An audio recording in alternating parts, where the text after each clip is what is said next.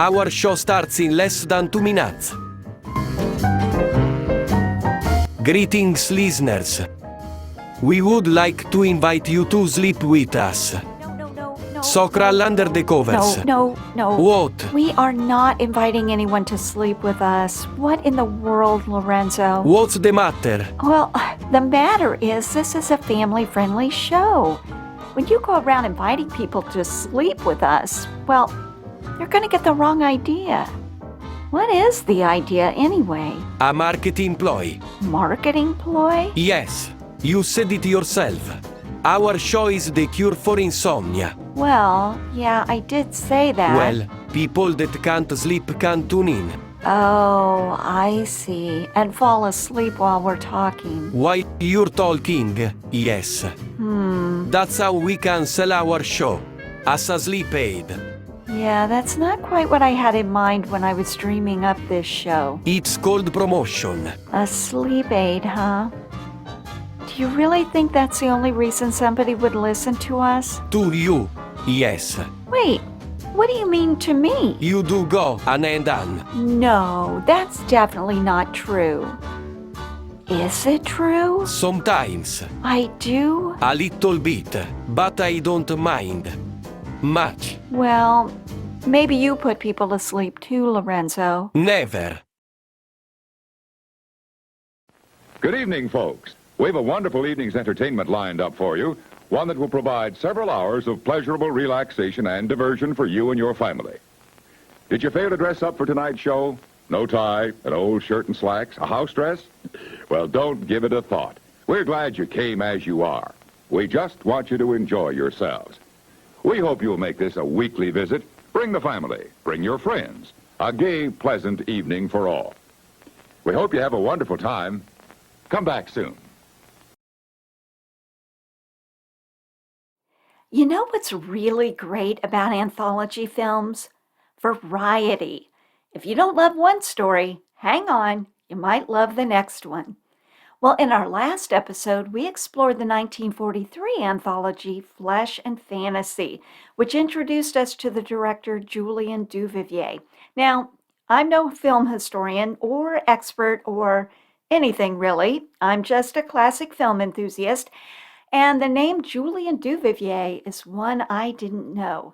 Well, this time around, we're going to explore another of Duvivier's films, Tales of Manhattan. Like Flesh and Fantasy, today's film is a mixed bag. There's a couple of really good stories, one that's okay, one that's extremely weird, and not in a cool way. Let's explore the film and its director on today's episode of the Vintage Century Idol Hour.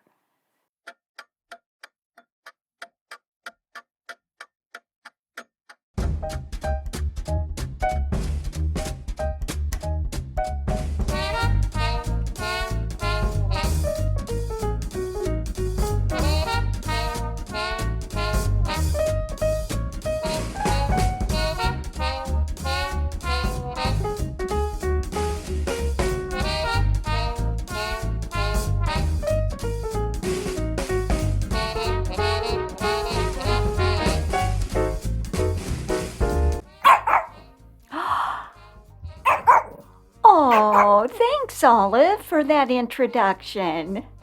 Everyone meet Olive, my sweet little Maltese and sidekick. I guess she's our announcer today. Lorenzo doesn't seem to be around. I'm right here. Olaf just ran into the studio and started making noise. Oh, hi, Lorenzo. Olaf is not the announcer. Oh, I know, Lorenzo. I was just kidding. I think she's trying to take my job. Oh, for heaven's sake, Lorenzo, Olive is not trying to take your job. She just wants to be where the action is. Is this where the action is? Listeners, please meet Lorenzo, my AI-generated announcer and superfan.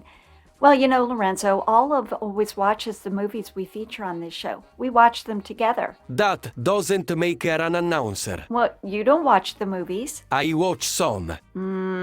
Did you watch Tales of Manhattan? Of course. You did? Well, which of the tales was your favorite? The one about the man. Which man? The man with the hat. The man with the hat. This is the 1940s, Lorenzo. All the men had hats. You didn't watch the movie, did you? I watched the trailer. Same thing. No, not the same thing. Olive, what was your favorite story? Oh, yeah? That was a good one. Good point, Olive. What an insightful observation. What? What did she say? Oh, Lorenzo, it wouldn't make any sense to you. You didn't watch the movie. She's just making noise. Go away, Olive. I'm the announcer. Well, listen, Lorenzo, it wouldn't hurt you to watch the movies we review each week. We can't have two announcers on this show. It's in our contract. Yeah, we don't have a contract. Oh, Olive, thank you for reminding me. What did she say? She just reminded me that Charles Boyer was in both Flesh and Fantasy and Tales of Manhattan. I'll be back. Where are you going, Lorenzo? I'm going to go watch the movie. What was that? I couldn't hear you. I said, I'm going to go watch the movie. Oh, well, I think that's a good idea. Go away, Olive. Go. You are not the announcer. Go away.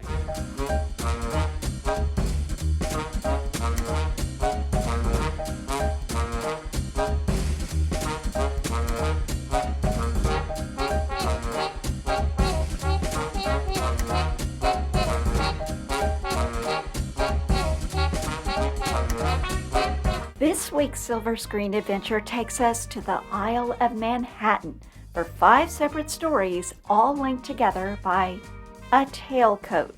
That's right, a tailcoat. You know, a formal jacket, what I would probably call a tuxedo jacket with long tails. Now, there's something unique about this particular tailcoat. It's cursed, and it has legs. It travels around this film from character to character, and it plays a part in each of the 5 stories that make up Tales of Manhattan. Oh, you know what just occurred to me? Oh my gosh, mind blower. This movie is called Tales of Manhattan. Tales as in stories, Tales.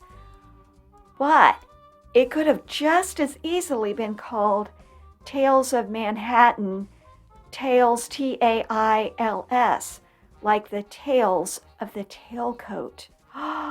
Is that an intended pun? Am I just kind of slow? I don't know. Anyway, the title is actually Tales, Tales. Well, we follow this tailcoat around, and as I said, it serves as the narrative device linking all of these stories together. Now, this is the second anthology film in our series from director Julien Duvivier. Tales of Manhattan came out first, and because it was successful, Flesh and Fantasy came out the following year. Now, of course, we covered Flesh and Fantasy last week. A couple of key differences to bear in mind about these two films. The stories in Flesh and Fantasy have some magical properties to them. Remember, we had the woman whose face changes beneath a Mardi Gras mask. Then we had that crazy foretelling of the man who was going to kill someone. We had that eerie woman in a circus performer's dream who showed up in real life. You know, these were not scary stories per se, but they did bend reality a little bit. Tales of Manhattan also makes full use of unexpected plot twists. But aside from the tailcoat curse, the stories are not eerie or magical. They're just sort of, I don't know, how would you describe them? Curiosities, let's call them that. Curiosities that could very believably play out in real life. Now, another key difference between Flesh and Fantasy and Tales of Manhattan is that Tales of Manhattan seem to have bigger, or if not bigger, at least more stars. Now, we'll get to a partial list of the main stars in this film in a moment, but just know there are a lot of them. There are a lot of characters here. Now, our director is Julien Duvivier. Who was this guy? And were anthologies his thing? Did he have a whole series of them? We know he did 2 of them. Well, the answer, as far as I can tell, is no. Looks like Tales of Manhattan and Flesh and Fantasy were the only two anthologies he directed. So who was he? Well, he was a French actor turned director whose most prominent work seemed to be produced between like 1930 and the early to mid 1940s. According to Wikipedia, his most noteworthy films were, and of course I'm going to mispronounce these, La Bandera, Pepe La Mocha, or Pepe La Moco, Little World of Don Camillo, Panique, and that would be panic in English, Deadlier Than the Male, and this one's going to be hard, Marianne de ma Jeunesse. Don't know what that means. But anyway, those are his most notable works. None of these sound familiar to me. But there is one other film that's at least associated with him that I should mention, and that film is Destiny. Destiny came out in 1944 and starred Gloria Jean in the lead role. It was originally supposed to be the opening story in Flesh and Fantasy. And apparently on its screening, it was considered pretty good. I mean, it got some good reviews. But the studio rather, decided to edit that film down to the 3 stories that we discussed last week. So they shelved the Destiny story. They let it collect dust for a couple of years. Then they pulled it out and reworked it into a full-length feature film. Then it was also, by the way, given to another director. Now, as of this recording, I haven't seen Destiny, although I kind of feel like I should make some time for it, if for no other reason than to just sort of round out this mini-series. Apparently, it received, good critical reviews when it came out, although it was considered a B film at the time of its release. Okay, so let's get back to Tales of Manhattan. The theatrical release poster for this film lists 9 headliners, plus, has kind of a tagline here, plus 46 featured players. As I said, there were a lot of people in this movie. Now, let's take a look at the headliners. Charles Boyer and Edward G. Robinson. Now, they were also both in Flesh and Fantasy. Then we had Rita Hayworth, Ginger Rogers, Henry Fonda. There was kind of a surprise. Charles Lawton, Paul Robeson, Ethel Waters, and Rochester, another surprise. Now, some of you may not know who Rochester is. I had never seen him in a film, but I knew his voice. His voice is very familiar because he was on one of my favorite old-time radio shows, the Jack Benny program. Now, there are no Academy Award stats for this film. Just like Flesh and Fantasy, Tales of Manhattan is probably not going to make it on any world's greatest films list, but it is entertaining, and I actually think it's superior to Flesh and Fantasy. Okay, let's take a brief musical break, and when we come back, we'll begin our deep dive into 1942's Tales of Manhattan.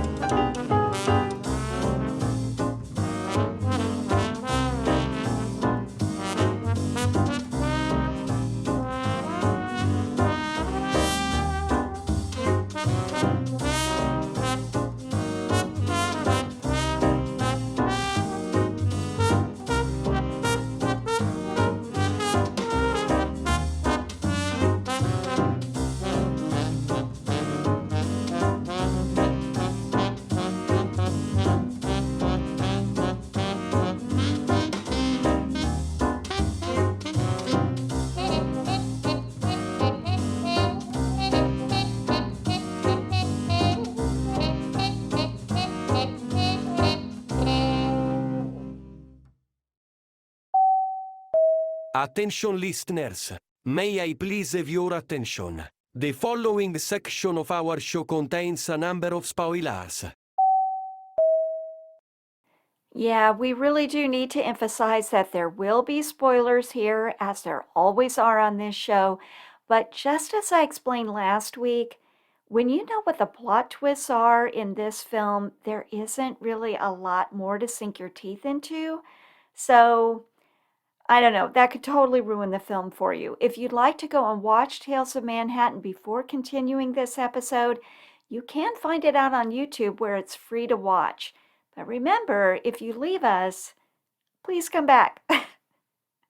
All right, now having said all of that about the spoilers, I'm only going to ruin 2 of the stories for you. The others I'll just briefly describe, but I won't go into all the details. Okay, so let's get into it. The movie opens when we see Paul Orman, star of the stage, trying on a custom tailcoat that's been made just for him. Now, this is an exquisite coat of unmatched workmanship and quality. But the cutter of the garment got into a big argument with the tailor. I think the argument was about the lapels. It had something to do with the lapels.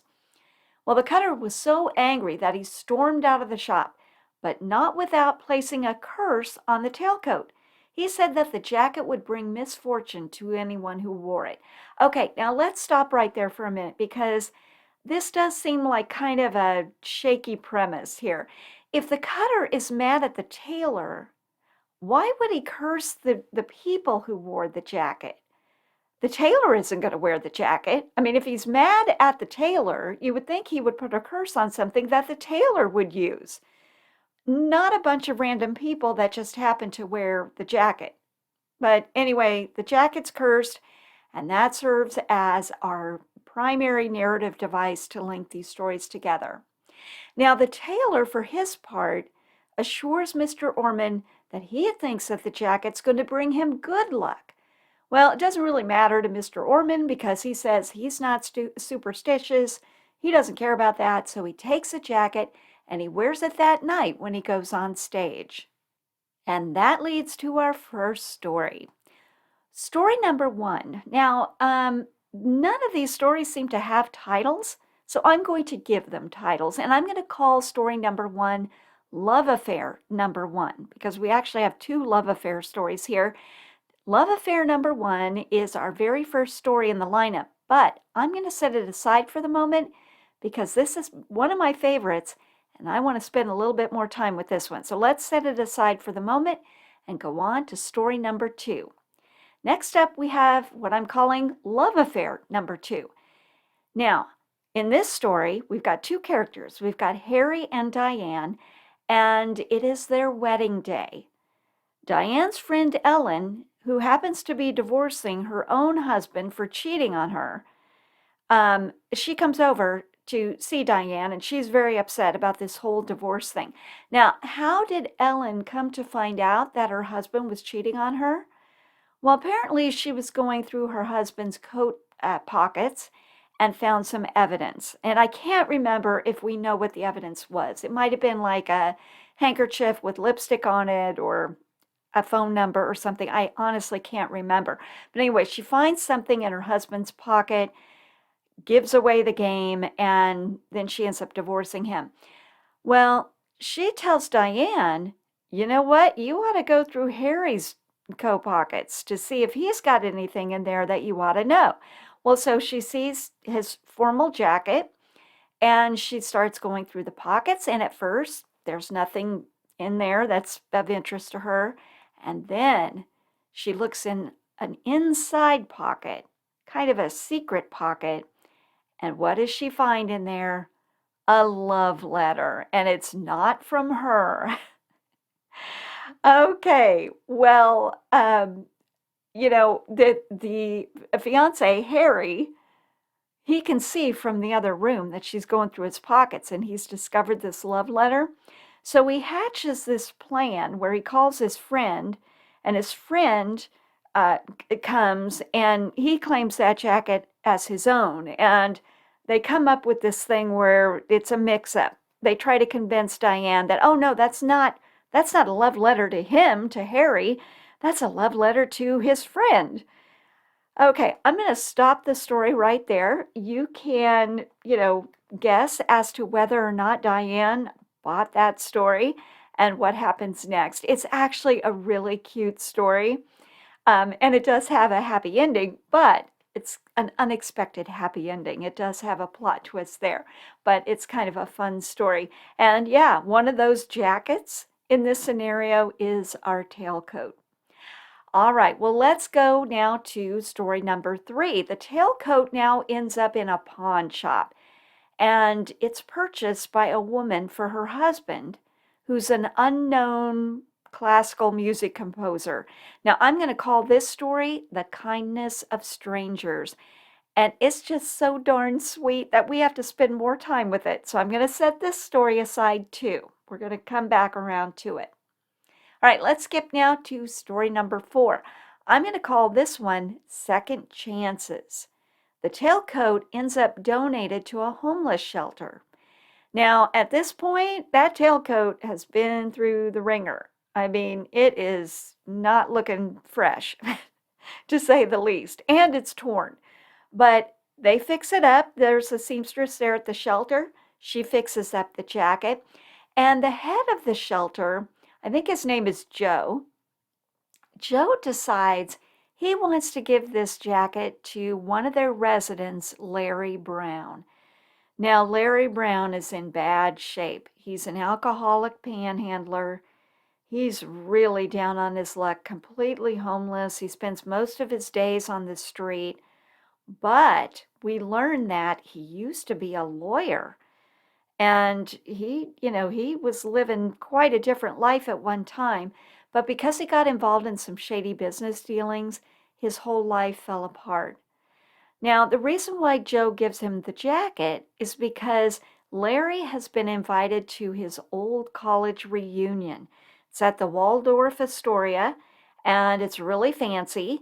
And, he doesn't have anything to wear, so he thinks, hey, I'll give him this tailcoat. He can wear that. And he thinks it's important for him to go to this reunion because that may be the push he needs to turn his life around. Kind of remind him of his younger days and all of the potential that he had when he was a student. And then kind of meeting up with his old friends and everything. That might give him a fresh start. Okay, so the question is, does it give him a fresh start? Does that help him turn his life around? Well, you know what? I'm not going to tell you. You have to watch the movie to find out. But this, too, is a good story. It's a good one. It's not my favorite, but it is a pretty good story. Okay, now we get to one that's not a good one. This is the last story. And it's quite a departure from the other ones. I mean, it's just got the weirdest premise. And when I say weird, I like weird stories, but this is just not weird in a good way. What should I call this one? I'm going to call this story Answered Prayers. Okay, so here's the story. Our tailcoat has ended up once again in a second-hand shop, and it's actually stolen. So a robber breaks into the shop and he's looking around for something formal that he can wear because his plan is he's going to go into a casino and rob the gamblers at the casino. But they're all dressed up and he wants to blend in with all of these folks. So he needs a fancy jacket. Okay, well, he finds it. He finds the tailcoat. He steals it. And he goes to the casino and he holds them up. Now, I'll tell you, it's kind of neat. There's a neat little camera thing that they do here where, we don't see him actually pull a gun on the gamblers. We just see these women who are, I think they're at the roulette wheel, and we just see their hands, and we hear his voice say, stick 'em up, I think. And they freeze, their hands freeze. So it's kind of a neat way to do that, actually. But anyway, okay, so he gets off with all this money. I think it's like $40,000 or something. He makes his getaway, and part of his getaway is he ends up in a plane. So he's leaving the country. However, oh, and by the way, he's still wearing the tailcoat when he's in the plane. Somehow, the jacket ends up on fire. Okay?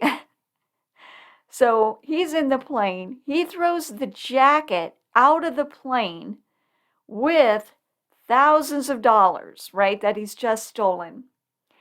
And where does the jacket and all the money end up? Well, it falls from the sky onto this very poor community.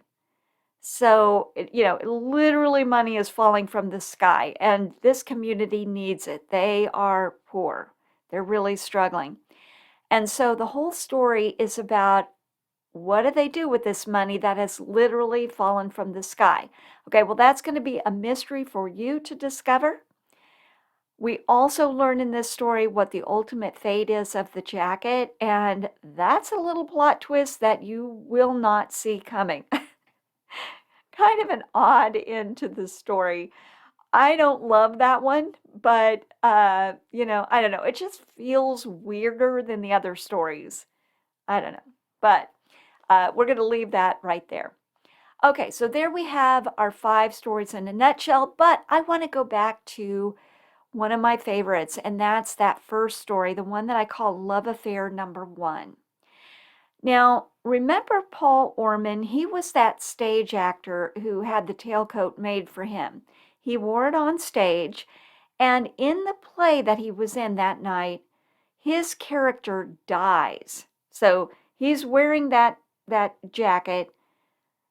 The woman that is playing opposite him shoots him. This is all part of the story, that they're acting out on stage.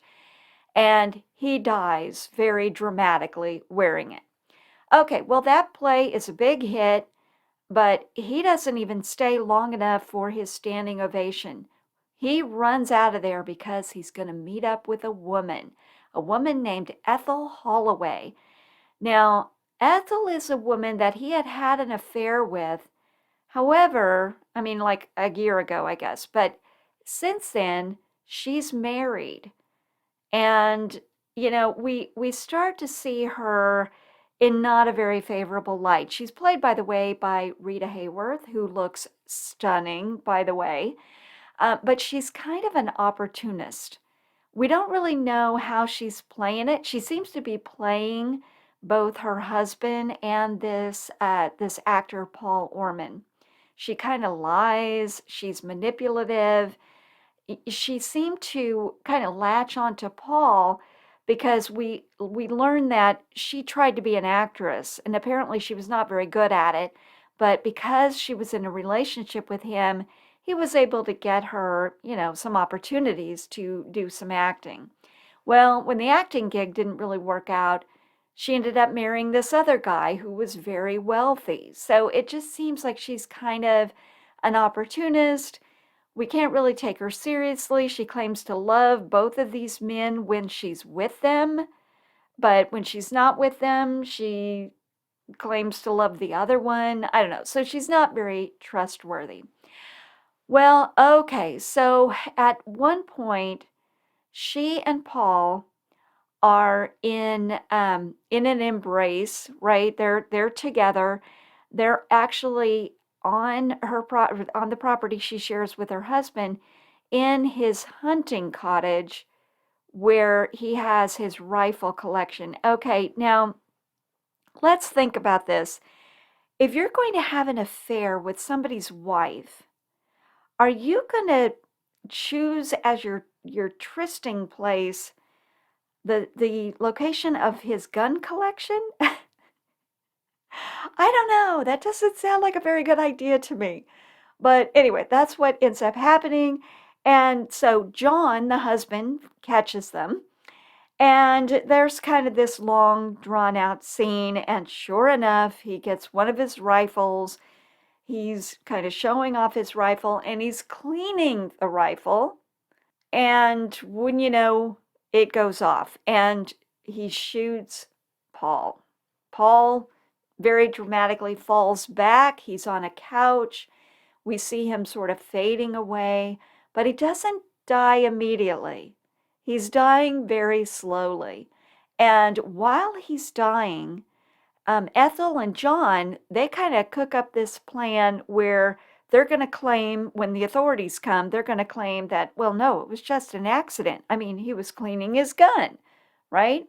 And that was sort of the plan all along. He wasn't just cleaning his gun for fun. He was cleaning his gun and then, oops, he shoots Paul.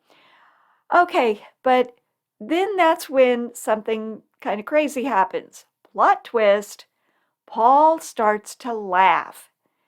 He stands up, and it turns out he wasn't shot at all. John missed him.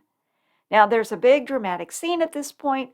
Paul walks out of the room, and he leaves Ethel and John behind. They're kind of confused. And we do kind of get this idea that maybe John feels a little ashamed. It's very awkward. But anyway, Paul, alive and well, he walks out of the room. Okay, now we see Paul outside of the cottage, and he's making his way to the cab that's waiting there for him. Plot twist, again, he collapses. He was shot after all. Back in the hunting cottage, when he said he was fine, that he wasn't shot, well, he was just acting. In fact, the tailcoat has a bullet hole in it, and his shirt underneath is soaked in blood. Now, here's the good news. Paul doesn't die. We don't see him again, but we do hear that he's in the hospital, and apparently he's recovering. And, here's some more good news. Ethel's true nature is now obvious to all, and Paul is rid of her forever. Okay, this was a good story. I did not see that second plot twist coming, the plot twist where Paul actually was shot. Also, something else kind of cool about this is the whole acting theme. Acting, the manipulation of reality, that was a theme in this story. Ethel was acting when she was with both men. She lied to both of them. She was a rather poor actress, but Paul, on the other hand, was a master.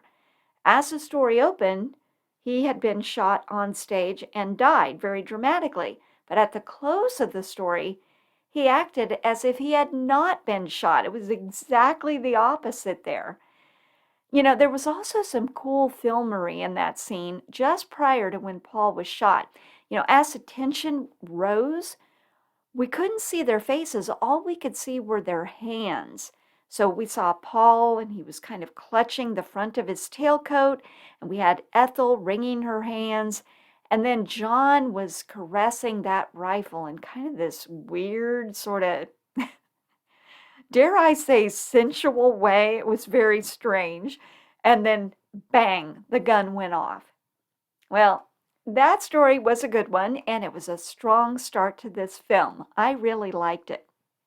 Okay, so now let's get to that third story, the one I'm calling The Kindness of Strangers. Here we meet Charles Smith.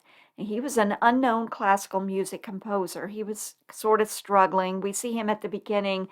He's playing piano in an empty bar, and he's playing things that he doesn't really want to play. He wants to play the music that he composes. But he's just kind of eking along, trying to make his living where he could. But a friend of his arranges for him to meet with the famed conductor Arturo Bellini. Now, when Bellini hears Charles play his composition, he's pretty impressed. And Bellini actually offers Charles an opportunity to conduct the premiere of his own work at Carnegie Hall. Well, this is great news. But at the last minute, Charles is informed that he must be properly attired. Oh no, he has nothing to wear. Well, his wife quickly runs to the secondhand shop across the street and gets the tailcoat for him. What tailcoat? The tailcoat. The tailcoat that's been in every story. Okay, well, he puts on the tailcoat, but it's way too small for him. It's really tight. So when he's conducting, and he's waving his arms around and everything, it rips. It rips at the shoulders and in the back. It's really obvious. Well, the audience just explodes explodes laughing. Charles is brought to tears. Oh, this is so heartbreaking, honestly. At first he thinks, gee, there's something wrong, they must not like my composition. This audience is not reacting the way he had expected them to react. But then he discovers that his jacket's been all ripped up, and he's so embarrassed that it devastates him. He just kind of collapses on the stage. Well, that's when the magic happens, right? That Bellini stands up in his concert box and he removes his own tailcoat in kind of this dramatic fashion. And he asks him to please continue. Continue. Please. Well, one by one, the gentlemen in the audience remove their own tailcoats. And Charles ends the evening triumphant. It's really this beautiful scene because you look out in the audience, all the men have taken their jackets off. It was kind of like this moment of solidarity and support. Oh, I really love that. He had the support of the entire audience. One of the things that we see in all of these stories is that both the cutter and the tailor were correct. The cutter had said the jacket would bring misfortune to all who wore it, and that's true, it did. There was some tragedy in each one of these stories. In the case of the composer, it fell apart on him, and it threatened to completely eclipse his life's work. But the tailor had said that the jacket would bring good luck. And that was true too. So in the case of the composer, he was a hit. Everybody loved his composition. So in all of these stories, there was both tragedy and triumph. Okay, well, let's take a brief intermission. And when we come back, I'll give you my official rating. Back in a moment. It's intermission. Rise and stretch time. Time to refresh yourself and visit our snack bar. Got a yen for hot popcorn? Your favorite soft drinks are sparkling cold. The juicy Frank sizzling hot. There's delicious coffee, freshly brewed, and all kinds of ice cream and candy to tempt you. Showtime will be announced loud and clear to get you back to your car in time. So stretch your legs. Come to the snack bar now. Attention listeners, it is time to learn how Jennifer rates movies. Our scale is pretty simple. We classify a film as either unwatchable, watchable, or rewatchable, or somewhere in between. An unwatchable film is really bad, so bad in fact that it's hard to sit through. It's either boring or stupid or cringy or just plain terrible. Now, a watchable film is one that's basically okay. It gives you something to do for a couple of hours, may have some interesting and entertaining parts, but it doesn't really leave a strong impression on you. A rewatchable film, on the other hand, is one that's so good, so meaningful, so impactful, so riveting, so thought-provoking, so emotionally charged, and/or so beautifully produced that you would invest the time necessary to watch it again. So there we have it. Our scale is unwatchable, watchable, or rewatchable. Now, I have a worksheet that helps me calculate the rating. I essentially award points, or what I call diamonds, to films based on 5 factors: story, character development, writing, so that would show up in a film as dialogue or narration, pace, and discussability. Now, when I'm considering discussability, what I'm basically doing is answering the question, does the story have enough depth to explore and analyze through discussion? Because, that's the fun part. It's that it. Yes. No. One last thing about my rating system. I thought we were done. This is my system. I'm not a film student. I don't really know anything about film. The factors I've built in are those that I care about. I don't watch or read other reviews, so nothing influences the way I feel about a film beyond the film itself. It's that it. One more last thing. This overview is dragging on. When reviewing a film, I try really hard to stay within the confines of the story. I mean, I don't consider the historical context of the film, when it was released, and I don't care about the biographies of the stars or the filmmakers or anything like that. The story itself is the thing that I care about. It's that it. Yes. Are you sure? Yes, I'm sure of it. That's it. Well, then, let's get on with the show. I liked Tales of Manhattan. As I mentioned before, I actually liked it more than I liked Flesh and Fantasy. So let's kind of break it down. Story. Was this an interesting and entertaining story worth telling? I'm going with 5 diamonds here.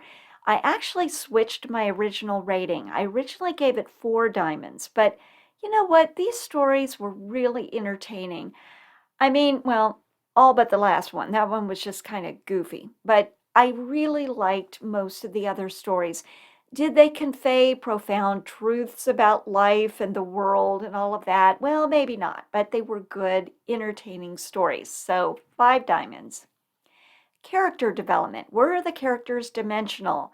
Did their actions ring true? I gave this 3 diamonds. Now, we're dealing with 5 stories in the space of 2 hours here. There just isn't a lot of time to get to know the characters well. But even the characters that we did get to know, such as that story with Ginger Rogers and Henry Fonda, the one where Ginger Rogers finds out her fiancé is having an affair, things evolve just too quickly in this story to be plausible. And, I don't know, that was kind of true in some of the other stories as well. Particularly that story at the end where the money falls on that community from the sky. Those characters were almost like caricatures. They weren't very realistically, portrayed. So I went with 3 diamonds, mainly for those 2 stories that we talked about, because I thought those were pretty good. Well, and also, Edward G. Robinson as that down and out lawyer. I think there was genuine humanity there, and you could really pick that up in the characters. So I'm going with 3 diamonds on that. Writing. Was the dialogue beautiful, funny, poignant, and/or thought-provoking? I'm going middle of the road here with 3 diamonds. There's just not much to say about the writing. It was good. It was fine. Nothing great, nothing all that memorable, but also, just like last week, the writing did not get in the way of the stories. Pace. At what speed did the story unfold? I went with 5 stars. I thought it was just right. It went along just the right speed, not too short, not too long. Pretty good. Discussability. I went with 3 diamonds. You can talk about these stories. I think there's more to say about them than there were the stories in Flesh and Fantasy, but not very long before covering everything there is to say about them. So just going with 3 diamonds there. Okay, so that gives us a score of 3.8 diamonds. Okay, now let's compare that with Flesh and Fantasy. What did I give that film? Okay, it looks like I gave Flesh and Fantasy 3.2. So yeah, that's a little bit of a lower score there. I think that's about right. Okay, so my official assessment of Tales of Manhattan is that it is watchable. I do recommend it though. Flesh and Fantasy is one that you could probably skip, but Tales of Manhattan, I think that's a pretty good one. If it's a cold, rainy night, you're under the covers, you're looking for something good to watch, I would go ahead and check out Tales of Manhattan. And as I mentioned before, it is out on YouTube. You can watch it for free.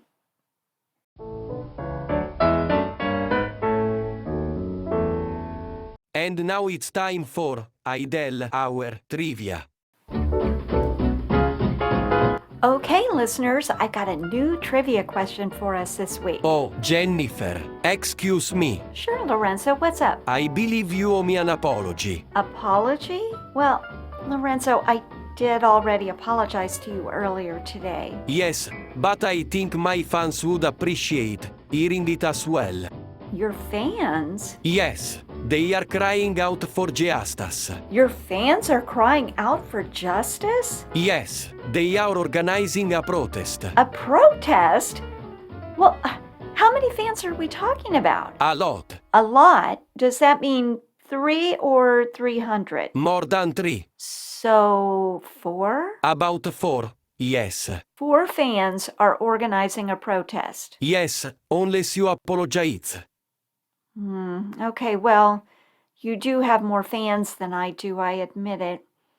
So, okay, listeners, I would like to take this opportunity to apologize publicly to Lorenzo.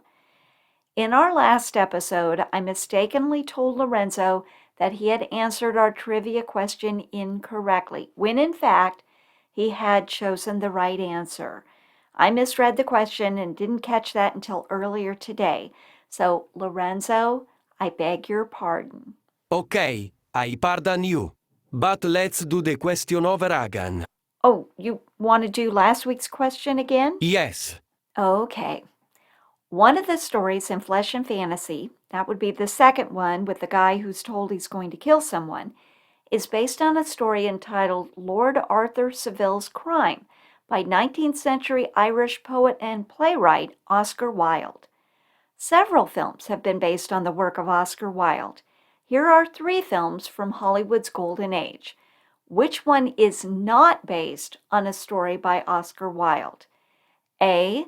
1938's The Lady Vanishes, B. The Canterville Ghost from 1944, or C. 1945's The Picture of Dorian Gray. And the answer is... The Lady Vanishes. Well done, Lorenzo. Are we okay now? Yes. Oh, good. Well, how about if we move on to this week's trivia question? I'm ready. Okay. An anthology film is defined as a movie containing multiple stories, each of which is complete in itself and distinguished from the others, though they may be tied together by a single theme, premise, or author. One of the earliest anthology films, if not the earliest anthology films, dates all the way back to 1916. But the heyday of anthology films were in the 1940s, 50s, and 60s. Which of the following movies from Hollywood's golden age is an anthology film? A. West Side Story from 1961, B. South Pacific, the 1958 film that's based on the book by James A. Michener's Tales of the South Pacific, or C. Walt Disney's Fantasia from 1940. Do you know this one, Lorenzo? I'm thinking. Okay, well, go ahead and take a moment.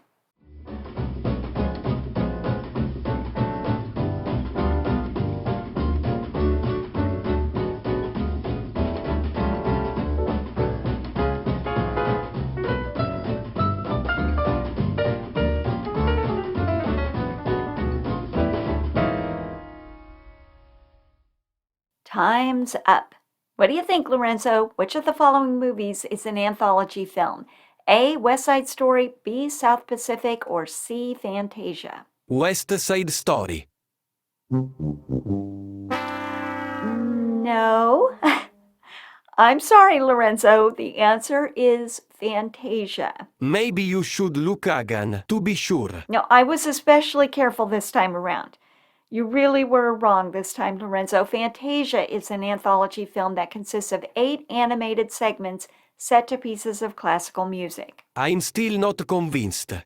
You're never going to trust me again when it comes to this trivia game, are you, Lorenzo? Probably not.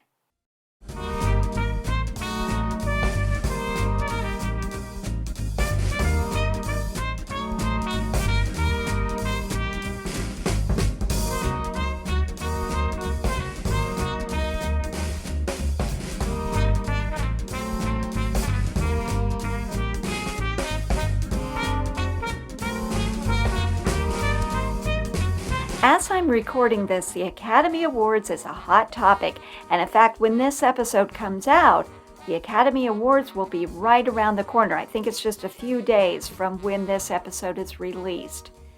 Now, our film this week, Tales of Manhattan, wasn't nominated for any Academy Awards in its day, but I already know which film we're going to be featuring next week, and that one was. In fact, it received a record 14 nominations, something only 2 other films in history, Titanic and La La Land, have ever done. Well, I'm talking about the fantastic All About Eve, starring Anne Baxter and Bette Davis. Now, All About Eve won Best Picture in a year that had some extraordinarily stiff competition. We'll go into this in more detail next week, but I think its most threatening film, or its most threatening rival rather, at least in my opinion, was Sunset Boulevard, which was a masterpiece. I mean, honestly, can you imagine an award season in which All About Eve and Sunset Boulevard were both up for Best Picture? Well, we'll be covering Sunset Boulevard in a future episode of this series.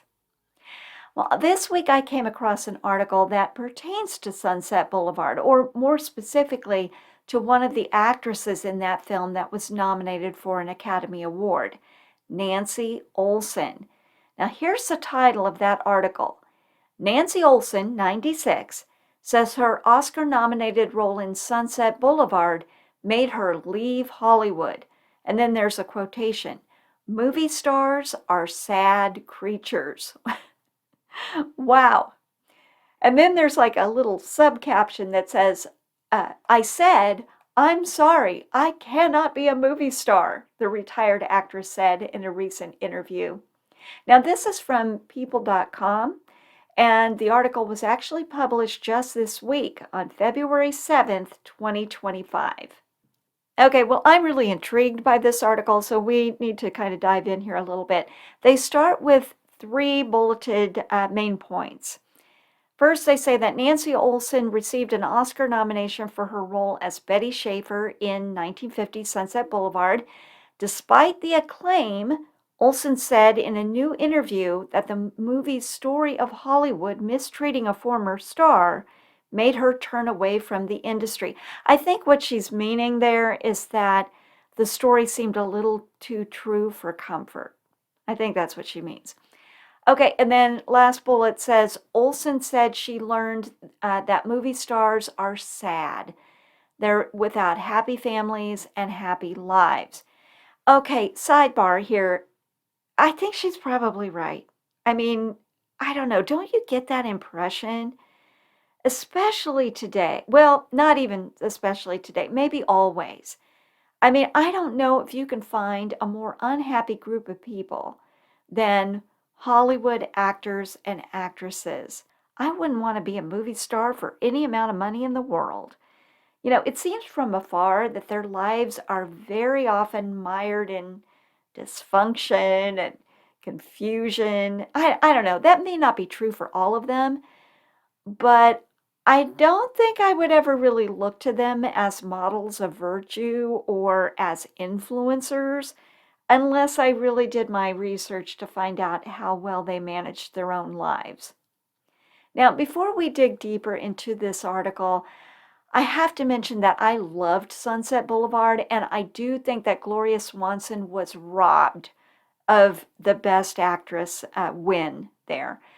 But as far as Nancy Olson goes, I'm not really sure about her. I mean, she was good in that film, but not really memorable. I don't really remember that much about her. Now, I do remember Celeste Holm's performance in All About Eve. That was much better, and they were nominated in the same category, Nancy Olson and Celeste Holm. I thought Celeste Holm was much better. But I don't know. What do I know? Nothing, probably. All right, so let's see what this article has to say. It's not often that your first Oscar nomination makes you want to turn away from acting, but that's what happened to Sunset Boulevard star Nancy Olson. Olson, 96, opened up about her experience with the film and its effect on her career on the February 6th episode of The Hollywood Reporter's It Happened in Hollywood podcast. I did not expect to win, And I did not win, Olsen said in the podcast. I felt very rewarded for being nominated, and that was quite enough. She added that she had a feeling she wouldn't win when she was seated at the back of the audience. Yeah, that might be a giveaway there. Still, she said, Gloria Swanson and Billy Wilder was the director, they should have won. And while she said that the competition included some wonderful movies, she also said Sunset Boulevard has outlasted them all. Now, I think it outlasted most of them, but I don't know. All About Eve has held up pretty well, I think. What movie is better? I don't know. I would probably give the win to Sunset Boulevard, but All About Eve is pretty good too. So I don't know. I'm not sure where I would land on that one. Okay, back to the article. The movie's legacy, she said, is that it reveals the truth about Hollywood and the movie industry. It was built on commodities to sell, she says. This is a quotation. And the commodities were the actors and the actresses, and they were made bigger than their reality. They were figures that were used to sell the motion pictures. Therefore, they were made more beautiful, more desirable, more sexual than it was possible to be. Yeah, I mean, I think she's right there. Olsen guessed that the movie was widely snubbed at the Oscars because members of the industry were uncomfortable at how it exposed that reality. And because it exposed that reality, Olsen ultimately realized that she didn't want that fame for herself. Movie stars are sad creatures, she said. I understood Norma Desmond, and I wanted a life. Okay, so Norma Desmond is the character Gloria Swanson played in Sunset Boulevard. I knew that movie stars had a period of time, and then they were thrown away. She said, what more did I need to know about than Norma Desmond? I'm a doctor's daughter from the Midwest, and I said to myself, how many movie stars are happily married, have children, are part of larger families, aunts, uncles, cousins, those kinds of things that were my life? Well, nobody. So I couldn't imagine existing in that world. Okay, well, now here's the thing, though, that I'm kind of curious about. In this interview, she makes it sound like she made a conscious decision to leave Hollywood on principle. But is that true? I mean, Sunset Boulevard was not her last film. In fact, it was only her second film. She made other films, but she never really reached superstardom. Had she reached superstardom, you kind of wonder if she would have still clung to those principles. You know, there's something literally intoxicating about fame. I think once people get a taste of it, they'll sometimes go to greater and greater extremes to get more of it. You know, fame becomes the primary objective above artistry or expression. You know, maybe an actress goes into acting because she's artistic, but that kind of falls away and the fame becomes the bigger objective. Now, I don't really know what was in Nancy Olsen's heart, but I do always sense that Hollywood is a really dangerous place. It's a place where it's very easy to get lost, to lose yourself. So if she really did walk away on principle, well, good for her. Okay, back to the article. Olsen appeared in more films in the 1950s, but by the mid-1960s, she had mostly pulled away from acting. From 1950 to 1957, she was married to Broadway lyricist Alan J. Lerner, with whom she shared 2 daughters. I moved to New York, she said. I don't want to be a movie star. And they said, well, wait, you know, we're going to renew your contract. You'll get a much bigger salary, you know, a lot more money. But she said, no, I'm sorry, I cannot be a movie star. At that time, she worked 11-hour days, 6 days a week. I was so tired, she said. Well, I don't know. Maybe she was a bigger hit than I knew. I'm going to go over to Wikipedia. Give me just 1 second here because I want to see what else she was in. Okay, here's what Wikipedia says. Her pairing with William Holden in Sunset Boulevard was considered a success, and she appeared with him in 3 other films: Union Station, Force of Arms, and Submarine Command. Now, the second and third released the following year, but none repeated the success of Sunset Boulevard. Other film credits include several films for Warner Brothers, such as Big Jim McClane, from 1952, So Big in 1953, and Battle Cry in 1955. Olsen also made several appearances in films for the Walt Disney Studio: The Absent-Minded Professor in 1961 and Son of Flubber in 1963. She also appeared alongside Haley Mills in Pollyanna in 1960 and with Glenn Ford in Smith in 1969. She was also with Dean Jones in Snowball Express in 1972. Olsen then moved to New York City, where she appeared on Broadway. And then she also did some work in television. But it seems that her career really peaked with Sunset Boulevard. And as I said, that was only her second film. So she peaked pretty early in her career. Okay, well, there's a little backstory on a one-time Academy Award nominee and maybe a little bit about the darker side of that experience. Let's take a quick look at the 2025 nominees for Best Picture, since the Academy Awards are right around the corner.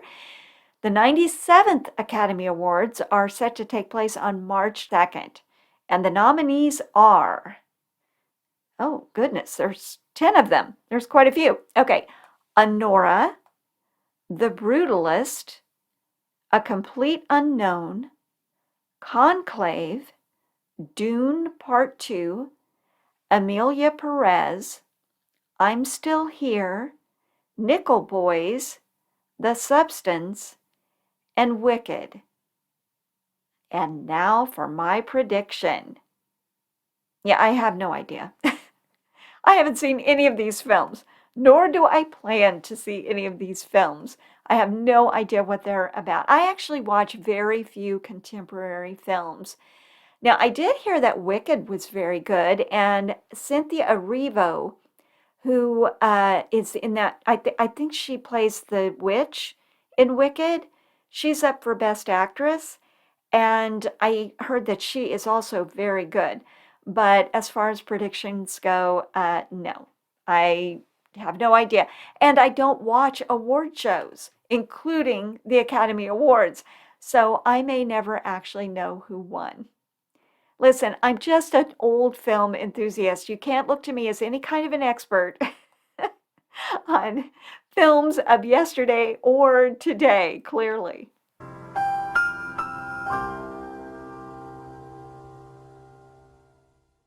So, Lorenzo, will you be watching the Academy Awards? I might tune in just to see the commercials. Well, no, Lorenzo, the commercial thing is for the Super Bowl. I don't think there are any big commercial rollouts for the Academy Awards. Oh, Yeah, like 120 million people tune in for the Super Bowl. I think only about 20 million people tune in for the Academy Awards.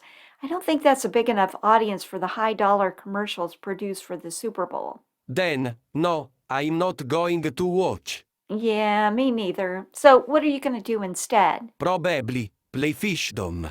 Oh, yeah. That might be what I do too. Well, I think that does it for this week's show.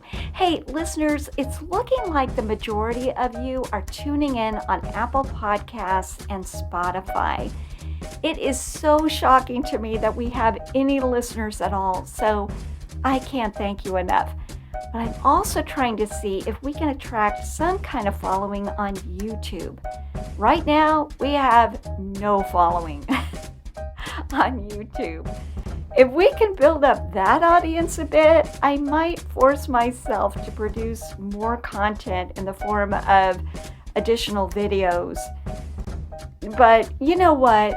You can listen wherever you'd like, whether that's YouTube or Spotify or Apple or whatever. I'm just glad you're here. All right, well, have a great week, everyone. And when your week is done, Come on back and see us again real soon. Say goodbye, Lorenzo. Goodbye, Lorenzo.